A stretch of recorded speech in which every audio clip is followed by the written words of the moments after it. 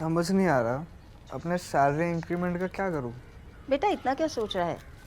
अपने mutual funds के SIP का टॉप अप करा ले। This is the right time. क्या? समझ में नहीं आया। बेटा इतना क्या सोच रहा है? अपने म्यूचुअल फंड्स का एसआईपी टॉपअप करा ले। This is the right time. अब समझा।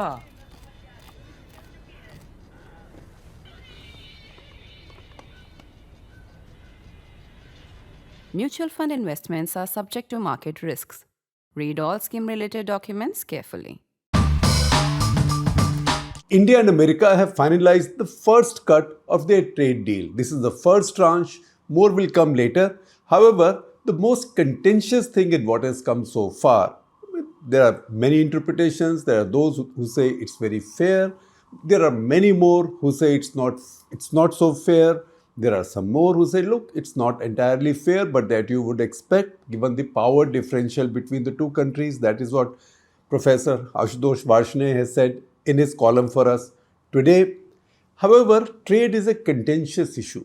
Trade is a contentious issue. In India, it's been a very politicized issue. Also in India, we've had an old belief that trade is good as long as you are exporting. So exports are good, imports are bad. Right? When you start out with that presumption and that ideology or that philosophy or that belief, you end up suffering the consequences because then you decide not to become competitive. If you think imports are bad, you protect everything that you are making. And protectionism leads to then your industry not becoming competitive. That's why India has always had a trade deficit. This deficit is not becoming much smaller. In the course of time, the deficit has become quite sizable. However, it is stable. With America and EU are the two big entities, two huge entities with which India enjoys a sizable trade surplus. Everywhere else, among our major trading partners, we have a deficit. UAE, we export a lot, but we buy a lot of oil, so there will be a deficit. Saudi Arabia, there will be a deficit. China, deficit is different depending on how you calculate. Indian method, about $101 billion. Chinese method, which adds freight and insurance, about $116 billion. We run a deficit trade with everybody. However, in America, Donald Trump decided that his country was running a deficit with almost everybody. With China, but also people like, with China, yes, but also with countries like India. And he looked at his $45 billion deficit with India and he said he doesn't like it and he wants to balance his trade. That is where this trade deal has come from. That's the first tranche.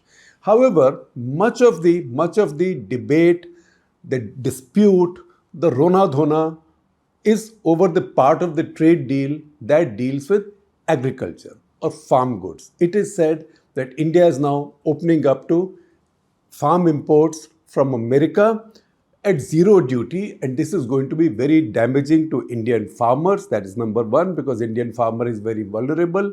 The Indian farmer has very small land holdings, which is true. Indian farmer does not have the economies of scale. That's also very true. Indian farmer does not have access to the best technology. That is true, but that is self-inflicted and unfortunate. Indian farmer does not have the best seeds. That is like harakiri, shoving the sword into your own belly. That's what the Indian system has done and Indian Ludditism has done. Uske liye no one else is responsible in the world. However, when you look at the big picture, just agriculture, how vulnerable is India's agriculture?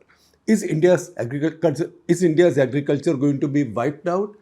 Look at the data. The data actually tells you that India does import a lot of agricultural goods. Now, I see some social media postings, I see some commentary on TV in discussions. India is a food surplus country.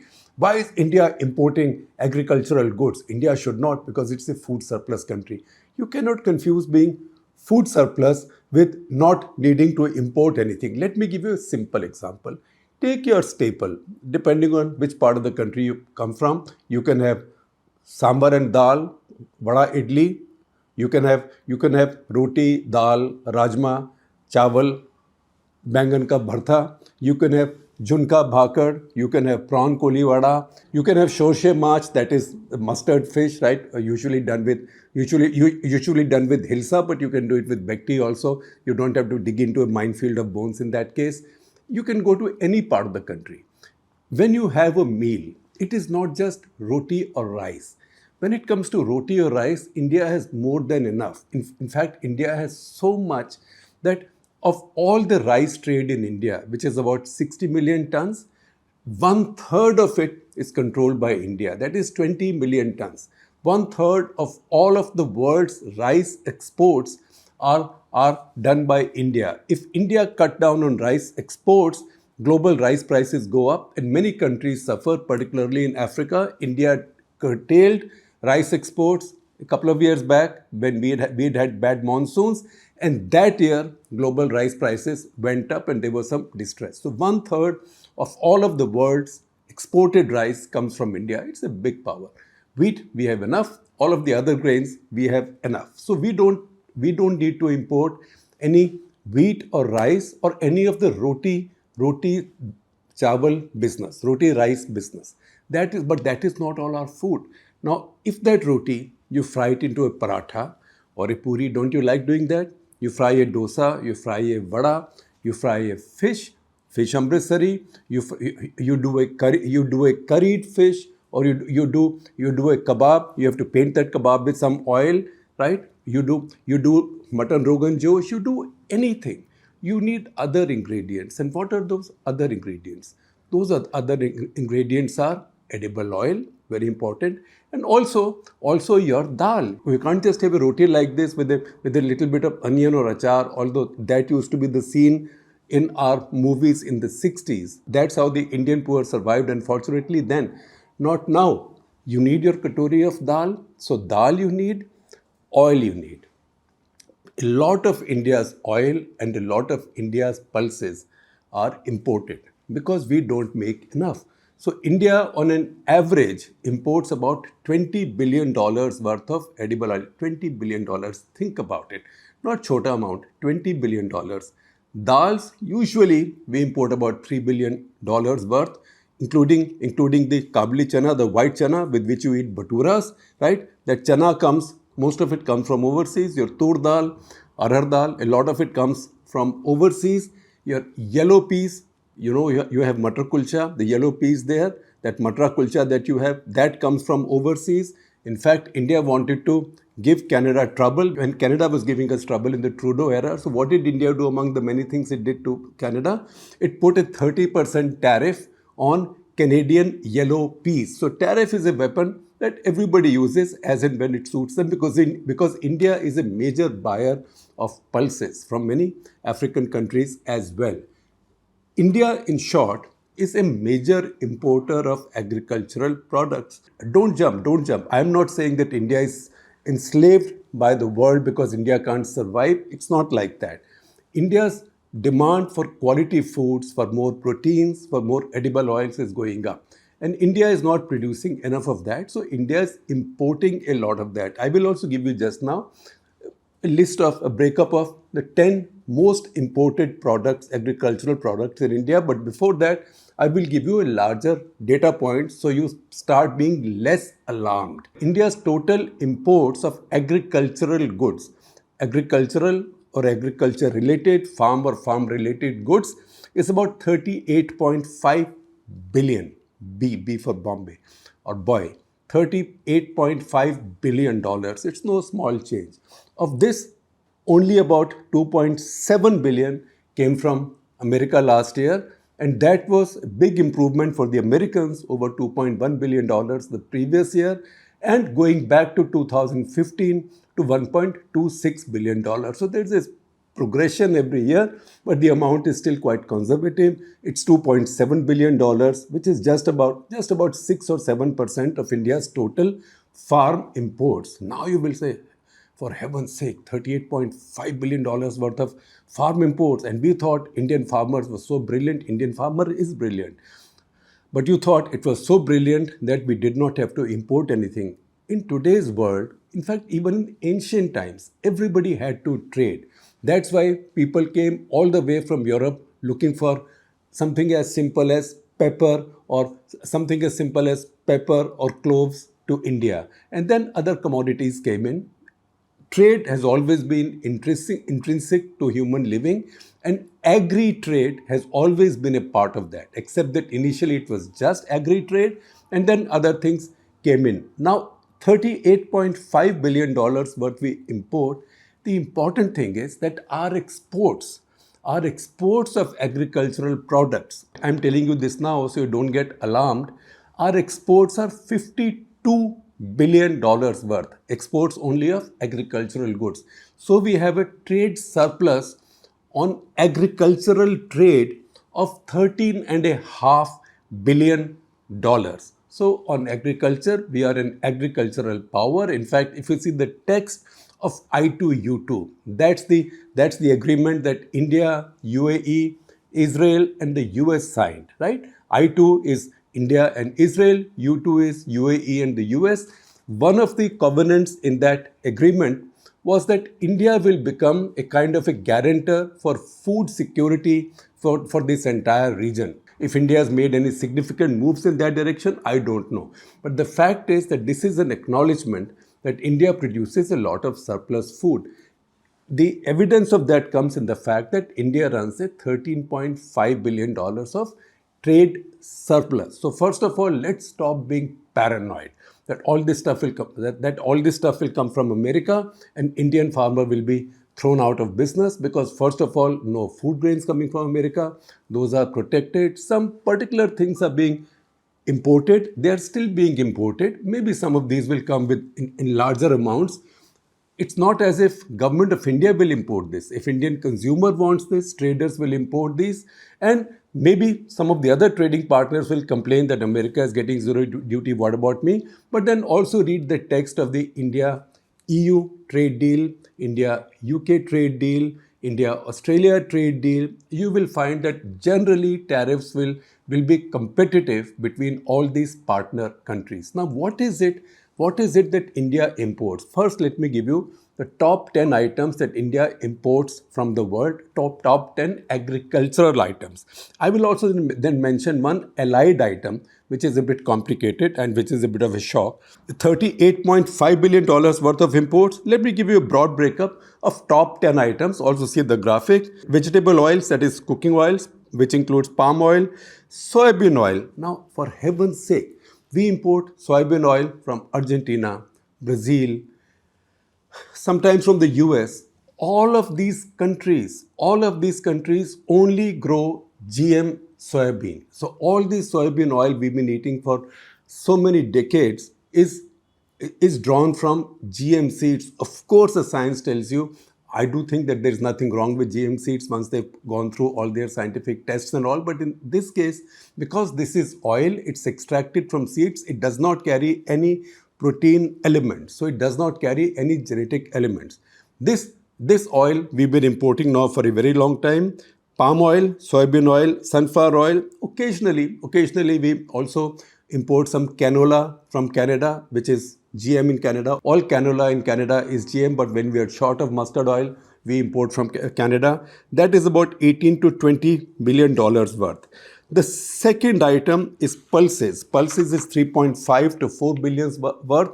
However, in a year 2003-4, when we had a very bad monsoon, this import went up to $7.5 billion and the global pulse prices went up. The story is like this. In Canada and the US, some of these pulses are not grown to be eaten. They used to be grown for green manuring because they are leguminous crops. Leguminous crops means their roots have nitrogenous nodes. If you plow them back into the soil, they recharge the soil with nitrogen, so you get natural green manuring. So they were growing this stuff for green manuring, and then they discovered that there was a market for the seed from the same crop. That is the tur dal and the chana, etc. stuff that India was buying. In the year of Indian drought, global pulse prices went up. India is by far the largest consumer of pulses or dal in the world. I remember my first job was in a tiny publication called Democratic World in 1976 December. And that magazine was located 3 buildings away from where I sit now in the Indian Express building. There, an expert wrote an article on India's pulse shortages, and that article was headlined "The People's Pulse." So that shortage still continues. That is our second biggest item of imports.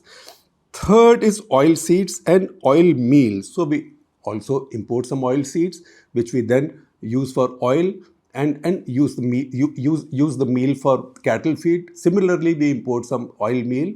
We also export some oil meal. The oil meal we export while we are very short of oil, while we are very short of edible oil. The oil meal we export is groundnut oil meal because there is demand for that, including in the US.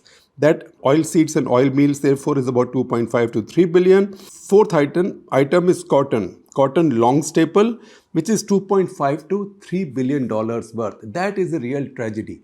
And we dedicated a full episode of Cut the Clutter to this, that India used to be a major exporter of cotton. In 2013, India was the world's largest exporter of cotton, or maybe the second. I think it was the largest exporter of cotton. And now we've come to a stage where our yields have fallen so much because we brought in GM seeds into cotton. We got the first generation, we blocked the second generation. The world is now working on the fifth generation of GM cotton seeds, but we blocked it with one diktat in 2007-8 or thereabouts, when Jairam Ramesh said that is the Genetic Engineering Appraisal Committee of scientists. It can no longer clear these crops after scientific tests. This is something that will need political clearance. Which politician will take the risk of approving something like this in India and drawing a controversy?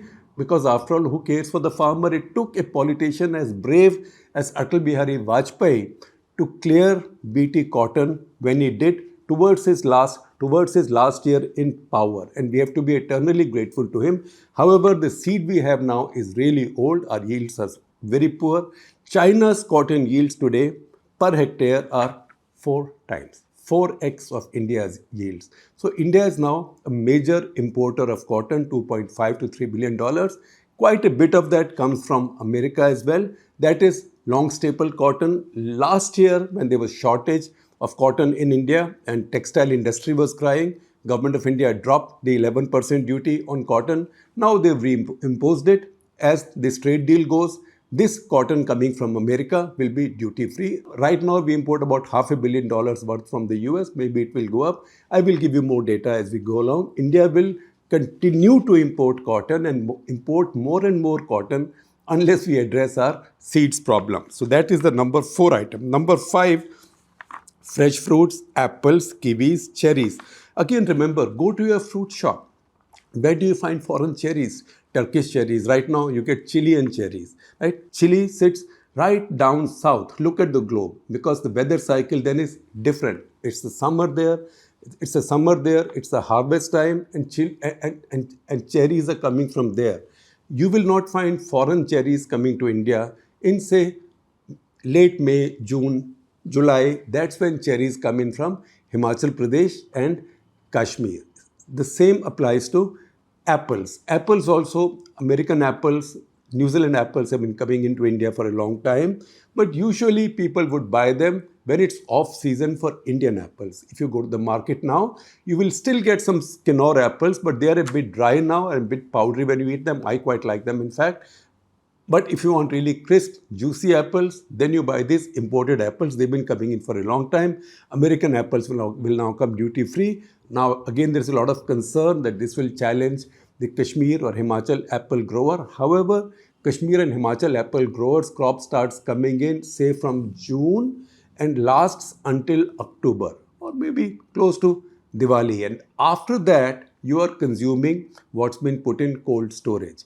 And then when you want crisper apples, these are imported apples. So this fills a seasonal gap. One is not competing with the other. This import has been there. This import of fresh fruit has been there for a long time. That is 2 to 2.3 billion. Dry fruits and tree nuts, that is number 6. That's important. That's about $2 billion. Now, almonds. Indians love their dry fruits. Almonds, most of the almonds you buy in India already are American almonds, mostly Californian almonds. And there is a story that I had shared with you. in national interest, when Rajiv Gandhi went to the US in 1987, not his first meeting, his second meeting, and he met Ronald Reagan. When he was sitting in the Oval Office with Ronald Reagan and other people, he picked up a couple of almonds from the bowl just to munch them. By the way, chalte chalte, Ronald Reagan said, Mr. Prime Minister, when will it be possible for my Californian almond grower to sell these almonds in India so you can eat them in India as well? In the course of time, almond imports opened. And right now, just think about it. It's very important data. Again, I see a lot of panic that these American almonds will come and they'll wipe out the Indian almond grower, particularly the Kashmiri almond grower. So take a deep breath and look at the data.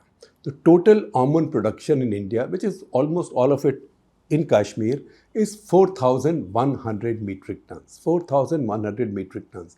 How much almond are we importing right now? We are importing 1,92,000 tons.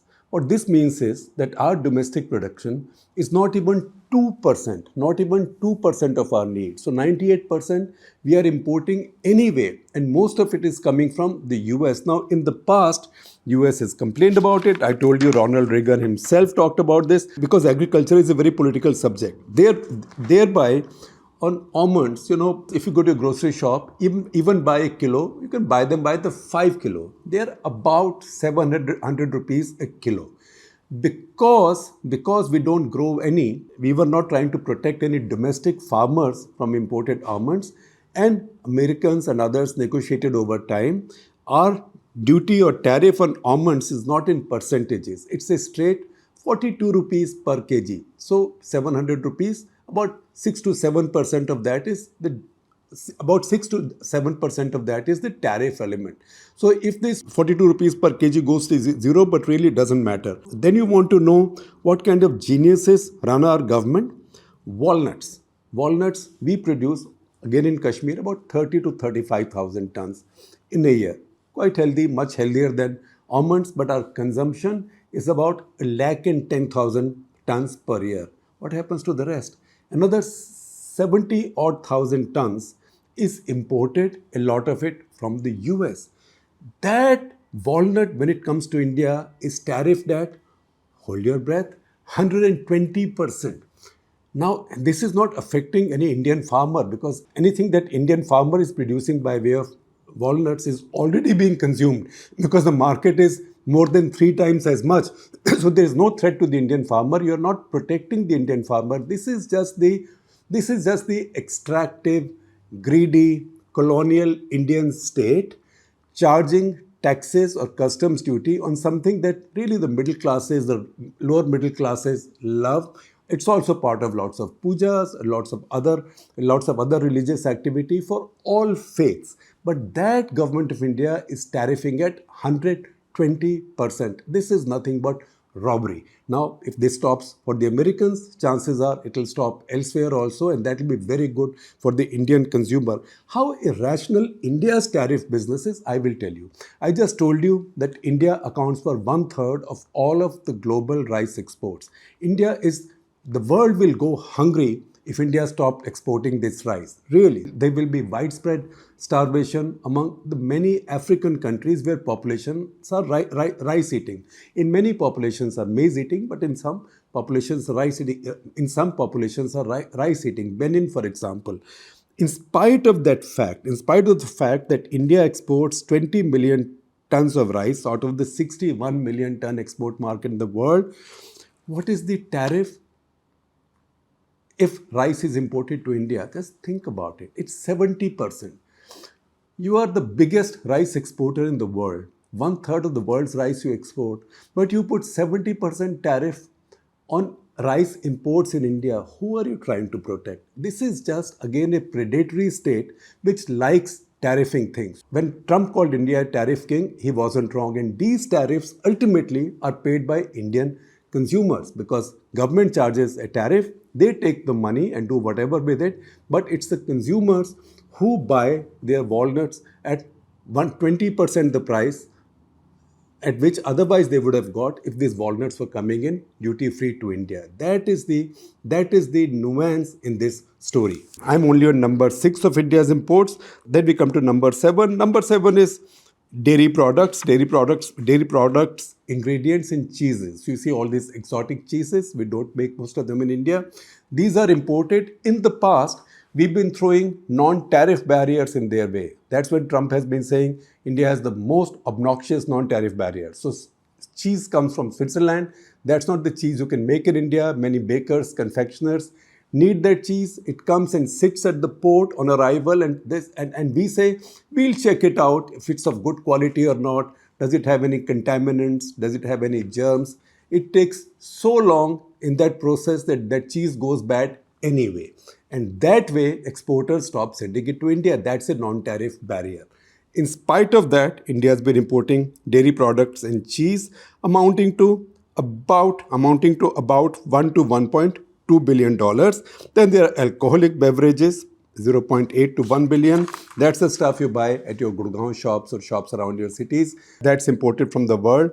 Then feed ingredients, cattle feed ingredients and protein concentrates, about 1 billion. Once again, there is a lot of mourning, a lot of concern, and people are trying to rouse farmer protests by saying that India will import from America DDGS. DDGS is distillers dried grains with solubles. I explained this to you just the other day. This is when you extract alcohol, ethanol from corn, the residue that's left. And this happens after corn has been fermented. Or when you extract oil from soybean, from what is left. That is then dried and then used in animal feed, in cattle feed.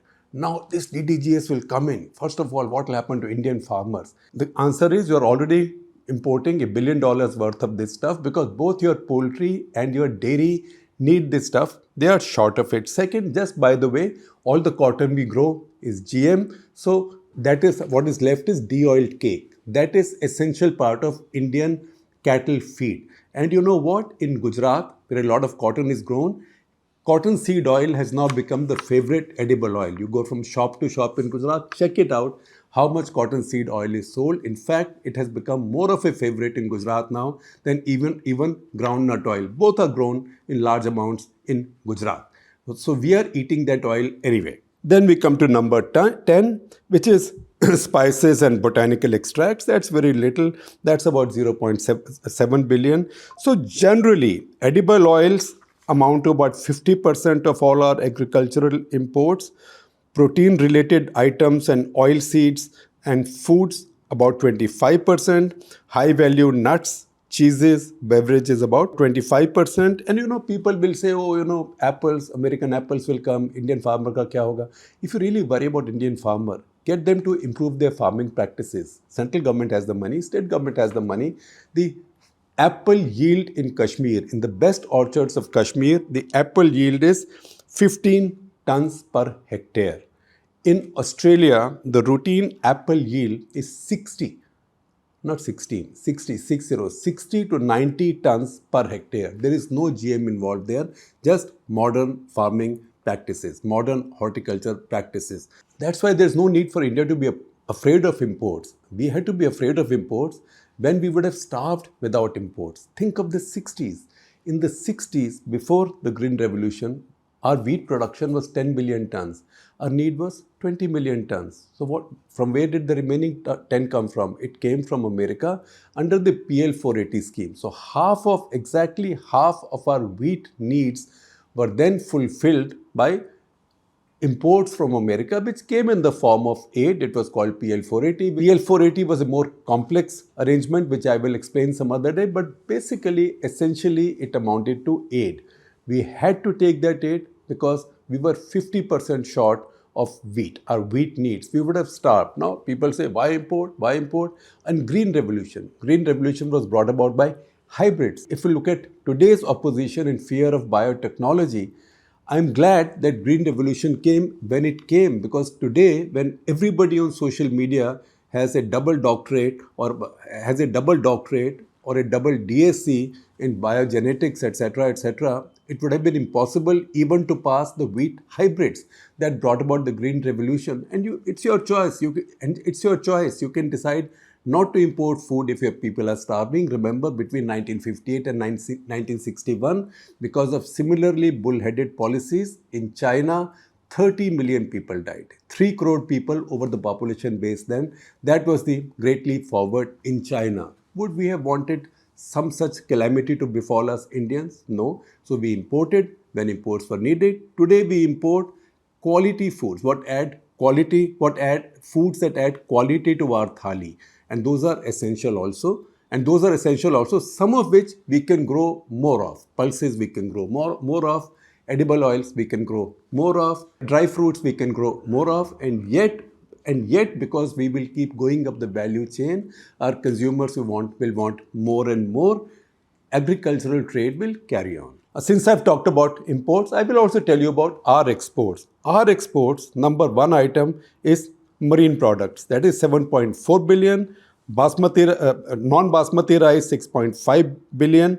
Basmati rice, 5.9. I wish all of it was basmati rice. That's much more value and much less water consumption. That's just a wish.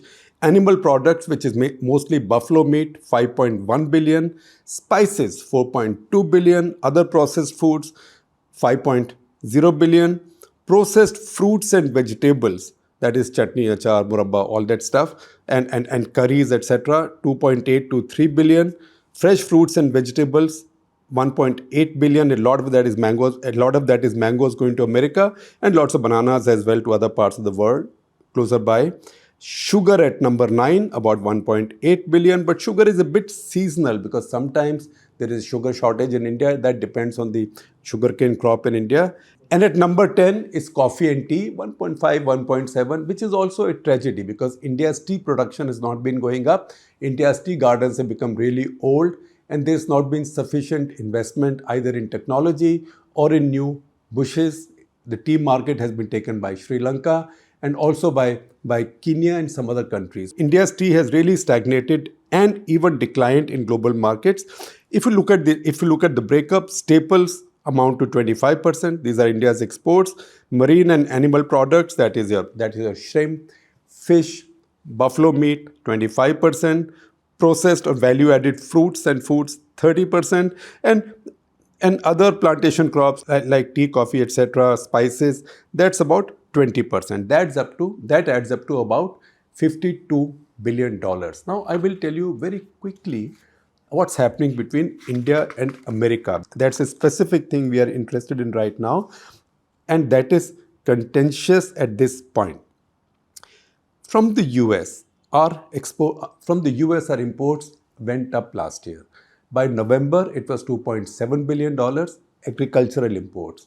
So you can round it off and say maybe December we imported a lot more, so it became $3 billion. If it was $3 billion, by November, our exports to the US were already $5.9 billion. And that despite the fact that after July, we saw a steep drop in our exports, particularly in areas where other competitive sellers are available. For example, marine products. Rice mein itna nahi hoga, but marine products. So despite that fall, by November, we were at 5.9. America was about 2.7 or thereabouts. So we still had a healthy surplus of more than $3 billion even in 11 months. If I take you back to the previous year, our imports from America, agricultural imports, were $2.01 billion. Our exports were $6.2 billion. So we had a very healthy surplus of $4.1 billion. That is what Donald Trump is worried about. If you want to see your agricultural imports from America, you can see Donald Trump ko gussa kyun aata hai. Because he is exporting almost nothing of consequence from his farmers to India. And farmers are a very important political constituency. In America, they may be 1%, but all of them vote for Trump and they are a very vocal constituency. When the Chinese said they will not buy soybean from American farmers, Trump immediately buckled under. Similarly, in India, there's a different complexity. The complexity is that agriculture only contributes about 15% of the GDP, but nearly 50% of Indians in some way or the other depend on our farms. So 50% of your vote produces only 15% of your economy. So agriculture punches 3 times above its weight as to its share of the economy. You cannot annoy the farmers. No politician can annoy the farmers, least of all in India. That's why we've been very protective of farm imports from anywhere. And while we talk so passionately about our farmer, we don't mention the most important thing. Why is our farming left so far behind? It is research. How much do we spend on research? The entire budget of Indian Council of Agricultural Research is $1.1 billion. The budget of just one private company, one private European company, Bayer, is 2.1 billion euros. And you know that a euro is more than $1. Once again, for clarity, $1.1 billion for the entire Indian Council of Agricultural Research and 2.1 billion euros, which is exactly at this point $2.5 billion for research for just one private company in Europe, Bayer, which also, by the way, now owns the much maligned Monsanto. So the lesson, you got to put your wallet where your rhetoric is, right? You can't spend so little on agricultural research and then feel sorry for your farmer and then say, I'm protecting my farmer. In that case, be like the Chinese. See what they are spending. You are spending less than 40% of what just one European MNC is spending on agricultural research. Look at what we are buying from the US so far. If you look at this $2 billion worth of imports, ethanol is about 0.7 billion, cotton that we need is about 0.4 billion, tree nuts, almonds is about 3 billion, distilled spirits so far is about $250 million. Your Jack Daniels said you got to get on your shops. Maybe some more will start coming in now that this will be duty free. In the trade deal, American agricultural goods will come duty free. At the same time, a lot of Indian agricultural goods also, 1.36 billion worth according to the PIB, Government of India. Please see this press release. 1.36 billion worth of Indian agricultural goods have also been made zero duty for exports to America. These include spices, tea, very important, coffee, copra, coconut oil, areca nuts. Areca nuts is supari. I don't know who eats supari in America except Indians. Brazil nuts, cashew nuts. Cashew nut is the only tree nut that we export. Thereby lies a complicated story, which I shall tell you some other day, or maybe one of our reporters will go out and bring that story back to you. Fruits, vegetables, mangoes. Fruits are essentially mangoes exported from India. And what is it in general that we export to US? That made this $6.2 billion block in 2024-25. Rice, I think for the US, almost all basmati, $1.8 billion. Spices, $900 million. Tree nuts, $750 million. That's because of cashew nuts. We send out a lot of cashew nuts. Marine products, shrimp, fish, etc., $650 million. Groundnut oil meal, which is from groundnut, $500 million worth. Pulses. Now, there are some pulses that India makes and exports and which people eat in America. That is a little less than $500 million. Fresh fruits, which is almost entirely mangoes because they cleared their phytosanitary barriers, $350 million. Dairy and confectionery, $300 and vegetables processed about $250 million.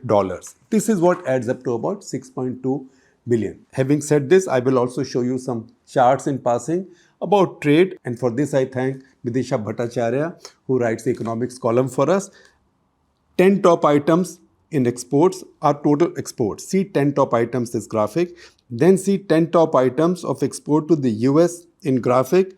10 top items of import from the US in graphics.